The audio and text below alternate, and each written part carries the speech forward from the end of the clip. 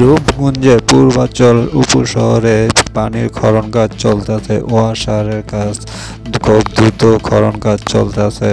ওয়াসারের কাজটি ১.৫-২ মাসের ভিতরে সম্পন্ন ও খনন কাজ হওয়ার শেষের কথা, কিন্তু বৃষ্টির কারণে কাজের কিছুটা বিলম্ব হচ্ছে। তবে খুব দ্রুত এই কাজটি শেষ হয়ে যাবে আশা করি। আগামী বছর এই খনন কাজ শেষ হওয়ার পর খনন কাজেতে পানির সংযোগ দেওয়া হবে। তবে পূর্বাঞ্চল প্রতিটা সেক্টরে এই ওয়াসারের খনন কাজ চলতেছে।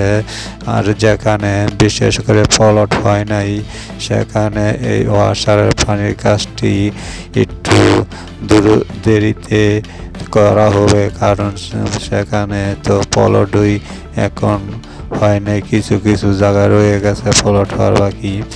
আর যেদিকে প্লট হয়ে গেছে সব সম্পূর্ণ প্লটে ওয়াসারের কাজ খুব দ্রুতভাবে দেওয়া হবে।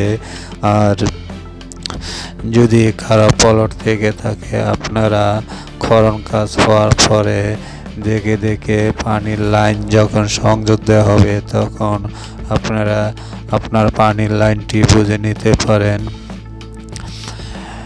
আমাদের এই রূপগঞ্জের উপশহরে অনেক মানুষের প্লট আছে যাদের প্লট লাইন এখনো দেওয়া হয় নাই, তবে আগামী ২-৩ মাসের মধ্যেই দেওয়া হবে আশা করা যায়।